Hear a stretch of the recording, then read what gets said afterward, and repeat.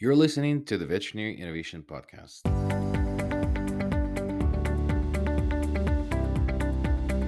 You're listening to the Veterinary Innovation Podcast. My name is Sean Wilkie, and along with my awesome co host, we interview the innovators in this space every week.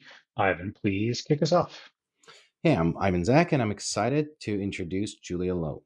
Julia currently serves as the Senior Vice President of Commercialization Services at MWI Animal Health, a division of AmerisourceBergen. In her role, Julia leads the strategic direction for the company's sales and customer service team, development and execution of business development plans, securing new customers, and expanding opportunities for the current customer base, managing strategic business relationships and commercialization process, and enabling growth across the companion animal segment.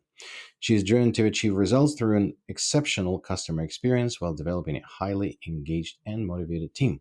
Julia, welcome to the show. Thank you for finding the time. Thank you. Appreciate being here. So I'm very excited to learn about MWI. So MWI was a very much appreciated investor in my previous startup, SmartFlow, and we did bring the return on investment. So thank you.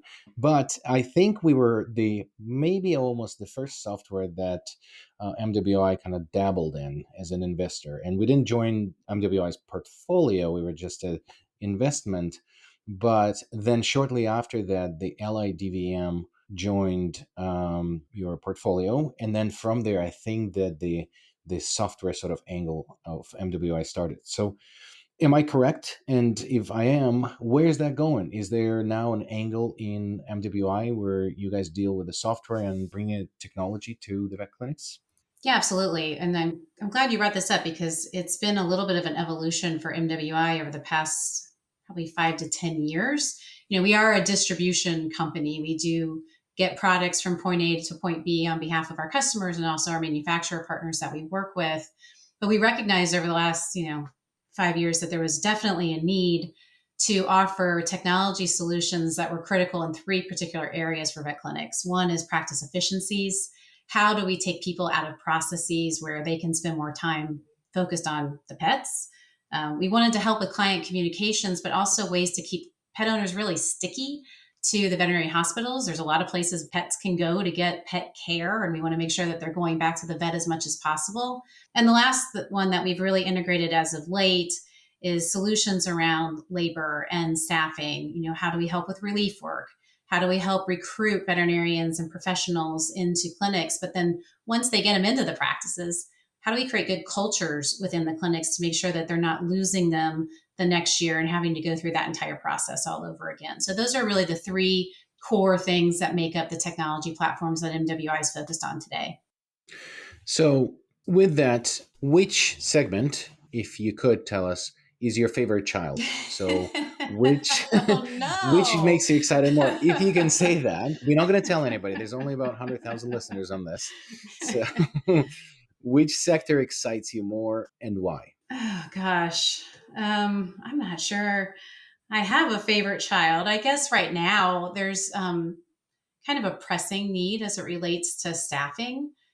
So I'm probably a little bit more honed in on ways that we can make sure not only are we getting the right professional in the right practice, but also are there opportunities to recruit younger generations into the veterinary field altogether. And there's a lot of ways you can join the veterinary profession. I worked in clinics when I was younger, but now I serve in the industry side. There's veterinary professionals that also work within our group too. And so I think there's just a lot of different ways that we can continue to keep people excited about joining this profession and also try to keep burnout at a minimum so we're not losing a lot of these professionals either. And I think that helps with a sustainable practice is to make sure that we have, good quality folks, serving the communities in which they live. Yeah, that makes tons of sense. Before we started recording, we were chatting about kind of sustainability, kind of your personal sustainability kind of journey yourself. I've got an interesting question. Why do you think that's innovative?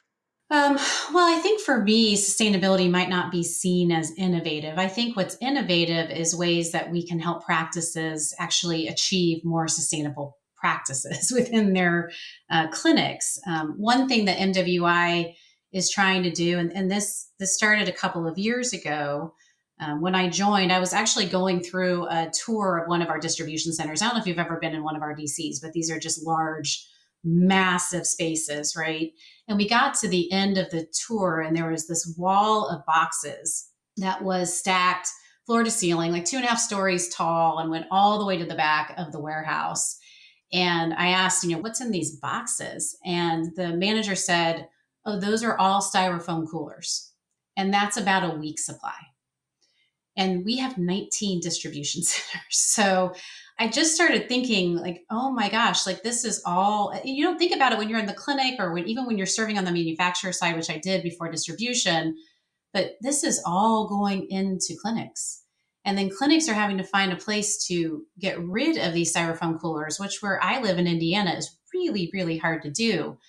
So what we sat down to do is figure out a new innovative way to actually get products from our distribution centers into our clinics. And that's where the reusable tote program has started. And that took about a year to build out. It's not actually easy to do. And what we've done is we've created these very nice plastic reusable totes that you can be recycled, by the way.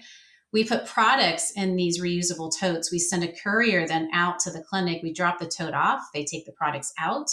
And then on our next route through, we pick those totes up. We bring them back to the DC and we use them again. And so what MWI is really trying to do, what I think is innovative, is to remove all single-use packaging from our distribution network out to clinics. And so we've been doing this now for about 10 months. We've nationalized it across our network, and we've worked really closely with companies like Mars Veterinary Health, who was our first pilot that signed up immediately because they've got a lot of really big targets that they're trying to achieve for sustainability across their practices. And so far to date, I got to get the numbers right because my team will kill me if I get these wrong, but we've delivered 100,000 totes out to their locations. We have avoided 105,000 pounds of cardboard just by the totes we're doing. We've avoided 18,000 pounds of paper, 83,000 pounds of styrofoam, which doesn't sound like that much, but that doesn't weigh a lot. So when you stack all that together, and about 3,000 pounds of plastic. And that's just with one group going across, about 10 months. So it's not even what we're not sending into clinics, but I also don't have to then rebuy all of those materials, either the chemicals in styrofoam or the trees to create the cardboard. So for us, it's hard to be innovative in distribution sometimes, but I think this is a really innovative way for us to serve our communities better and help them be more efficient in the practice. That's amazing. It's I think in Canada, I find that there's a bigger trend towards this, or at least more unified. But then you still see, these funny things because, our government, and which is quite controversial these days, but they said, okay, we're going to get rid of, plastic straws. And we did. So we have these really, really bad cardboard straws in the Yes. plastic cups now. Are we solving the issue? So hopefully there's a better kind of combined effort like you're approaching it for a little bit more, it replaces all of those components. So on the business development side, so we are partnering with MWI right now. So my other job is building vet clinics. So we're building urgent care, and we're now building the first one in Houston. And MWI is our choice of supplier, but that's because of the long history and everything else. Where in what areas do you think? Because there's always choice of big three, I guess, right now in the U.S. when people are addressing it. Aside from sustainability, what is MWI doing, especially now being a part of such a big family as AmerisourceBergen, that makes you stand out from the other distributors? Yeah, I think there's several things that we do really well. First of all, we have a phenomenal group of people who call on these clinics. We focus a lot on training our customer service reps or our territory managers to make sure that they're able to consult with clinics, especially ones who are building like yourselves, but also people who are trying to grow their practices today. And that's one thing I think that sets MWI apart is our people. Secondly, I think is our sustainability efforts. I do think it's not just the tote delivery program that we're invested in, but we also are on constant searches for sustainable products. And we're trying to then showcase those sustainable products on our e-commerce platform, which is widely used. I think about 60% of our orders come through our e-com platform, where we've created little insignias to help people understand what are sustainable products that they can source. And then lastly, really is our technology platforms that I think set us apart too.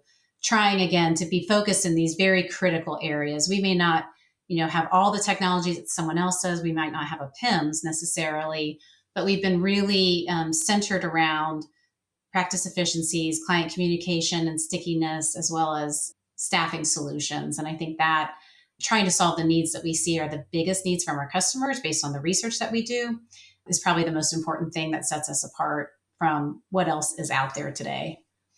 But we also see new competitors coming into the space all the time. And I don't think my competitor is necessarily always Covetrus or Patterson, to name the others, but I think it's also Chewy and Amazon. There's new disruptors that are coming every single day. And so we have to continue to innovate and change so that we're meeting the needs of our veterinary practices and helping them compete. Yeah, it's really interesting and a great answer. I wanted to kind of go back to the sustainability piece for a minute. We've had lots of conversations actually on the show about sustainability. And one of the things that I wanted to ask you, because you guys at MWI have such a focus on it, I wanted to ask the obvious question, why? Why the focus on sustainability?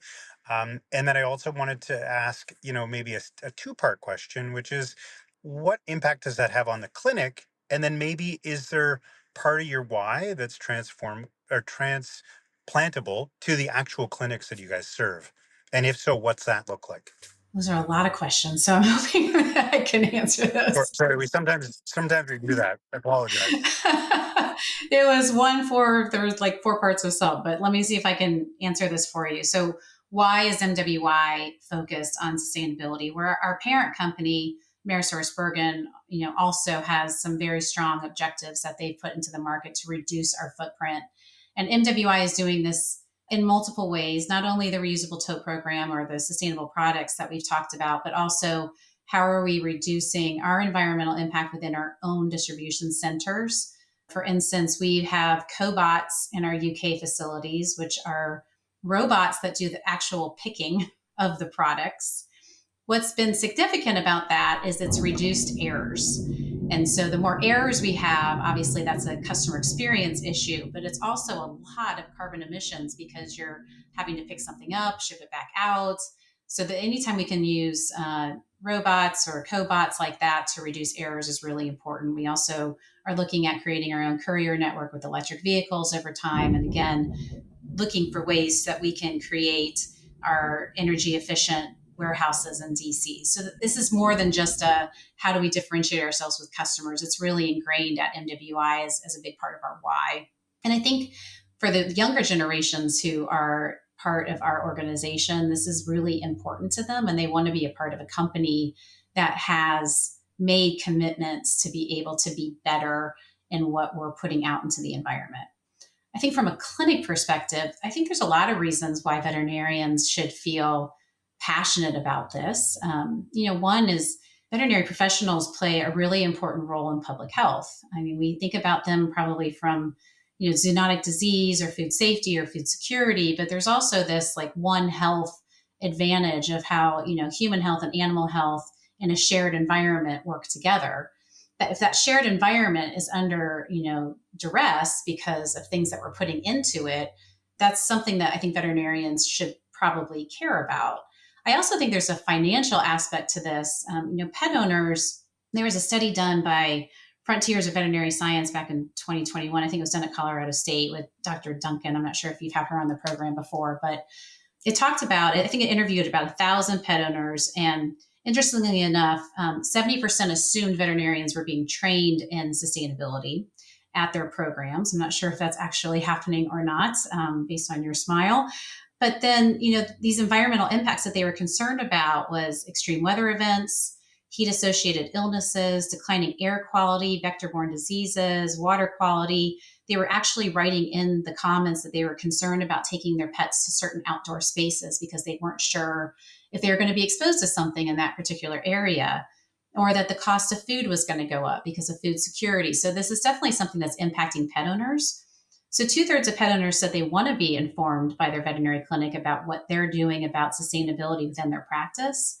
And over 56% of them said that they would pay more for veterinary services if they knew their clinics were actually practicing sustainable efforts within their facilities. So I think there's a financial impact too. If veterinarians can do a really good job at educating the pet owners and then also educating what they're doing in the community to support it.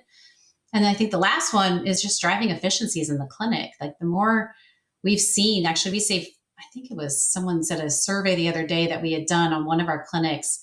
They had saved 40% of the time of the inventory manager and the people who unpack boxes because of our reusable tote problem program. So, whether it's client communications that are digital or they're doing e-statements, or they're sending home instructions for pet parents through an app instead of paper. I mean, I think there's a lot of really easy ways that they can drive efficiencies within the practice sustainability, and also, be able to support the community. Yeah, I think that the most interesting thing that you said for me is that there's an economic advantage.